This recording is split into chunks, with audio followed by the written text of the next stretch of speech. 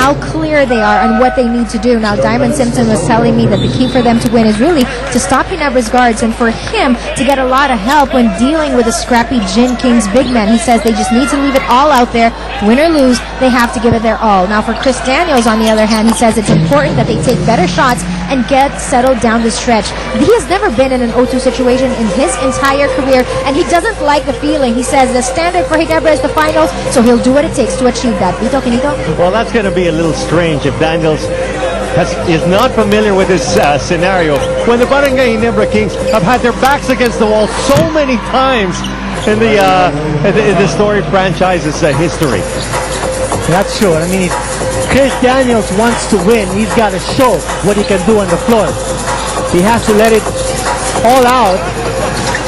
And that was a bone-crunching pick given up there by Daniels, allowing J.J. Hilterbrand to score his 5th point of the ball game. A good idea for Daniels. If he can't get the score, maybe he can set the picks and get his teammates more involved. Get them good shot opportunities.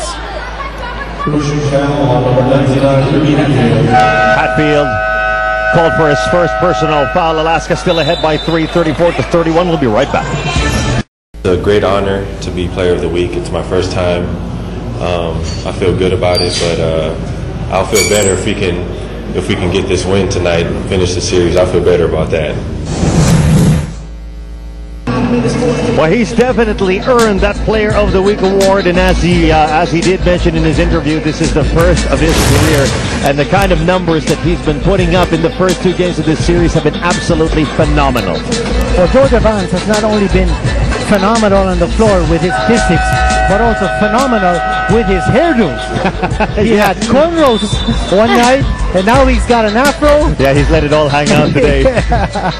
and the numbers that he's been putting up, 19 points and 9 rebounds in game number 2, earning the Best Player of the Game award over the Patricia Houston, who has more. Well, those cornrows actually came undone because he's been playing so aggressive lately. That's what he says. That's why he needed to go back to that fro and needs that headband to keep it all together. But about his game, he says he's just playing just about the same as he always have been, with maybe less attempts beyond the arc. Now, Coach Tim just says that he's been asked to play his position the unconventional way. Now, they've asked him to bring the ball down, take outside shots, and all of that. But he says, or Coach Tim Cone says about Joe, that he's the one who fulfills his vision of the triangle and that his versatility is a big factor. Can you tell Vito? Well, definitely an asset for Coach Tim Cone.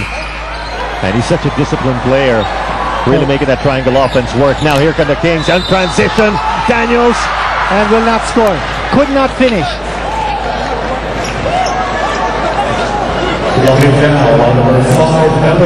But you know that the Barangay Ginebra coaching staff had to be happy about that, even if it is a miss. That's right. They had pace, they had transition, just didn't finish. But talking about Joe Devance, I mean, his versatility. Yeah. One of the big things that makes him such a potent scorer in this series is the way Coach Tim Cone uses him on the floor. I mean, he gets his mismatch because Alaska likes to play big, and he's a player who can play 2, he can play 3, can even play 4, maybe even some 5.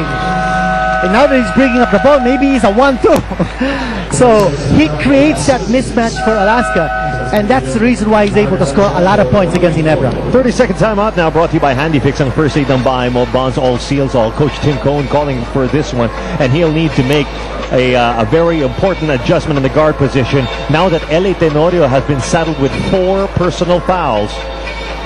Now that's big. That's a big thing.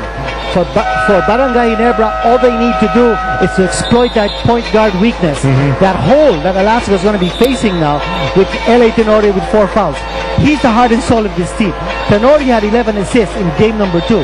That was a game when they won only by 2 points.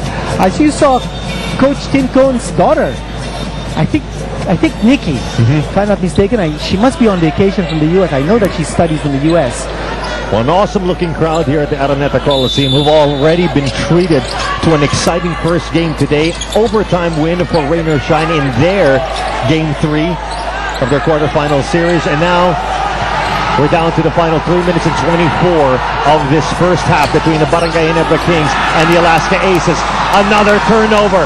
Kings on the run. Cortez, Hilterbrand gets it down to Daniels. Daniels, interception. Aces get it back. Again, poor decision on the part of Daniels. He's just playing a terrible game here. He's not getting the scores. He's not making the plays. Throwing away possessions here for Barangay Ginebra. Advance to Simpson. Simpson up and under, no. And the Aces hang on to this one.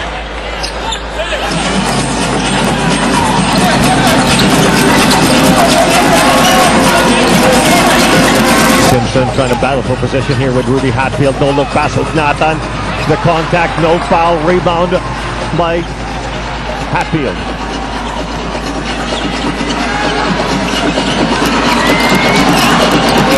And JC Intal, his first three-point attempt offline. And it is last touch Alaska Aces. You know, the way Joe Devance has been killing Barangay Ginebra because of his mismatch gives Coach Joseph Chico the opportunity to bring in a JC Intal to play defense on Devance, sort of evening up matters in terms of height. And here's a foul against Alaska. Are they in the penalty? Yes, they are in the penalty. It's free throw shooting tie for Barangay Ginebra. A chance for Ginebra to seize the lead. So this second quarter for the Barangay Ginebra Kings was spent clawing back from that lead. Here we go, Mike. I'm missing the free throw here. Big factor here is that zone defense that Barangay Ginebra played. Cortez making the correction on a second free throw, and now Barangay Ginebra has tied this ball game yet again, only the fifth deadlock.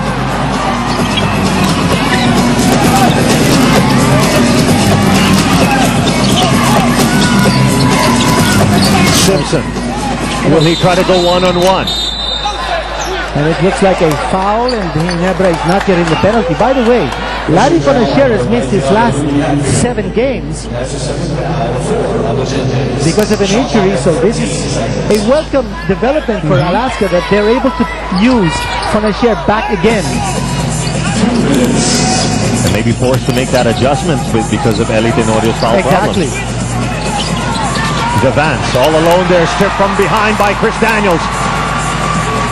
And now Barangay Ginebra could get a taste of the lead here.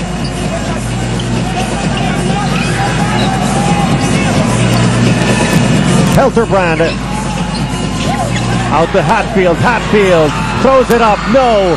And it's taken back by Mike Cortez. And you look at the way Barangay Ginebra is setting up its offense. Nobody posting up, so they're forced to go outside in the attack by JC Intal. The acrobatics by the Rocket. And look at him try to clamp down on D. Baguio from the corner. No. And here come the Barangay Ginebra Kings.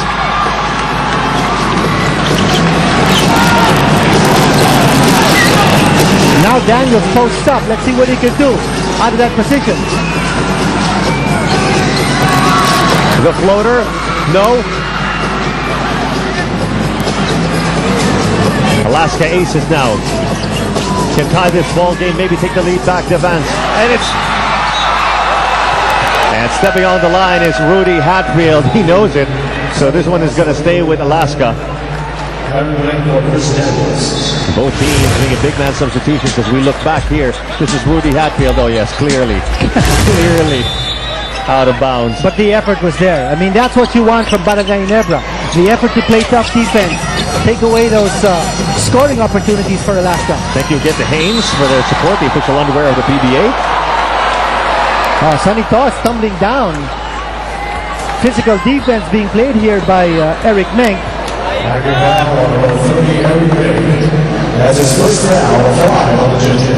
So Sonny Toss, who started this game for the Alaska Aces, has just returned, now at the free throw line. Sonny Toss 9 points. And surprisingly, only a rebound to his name in game number 2.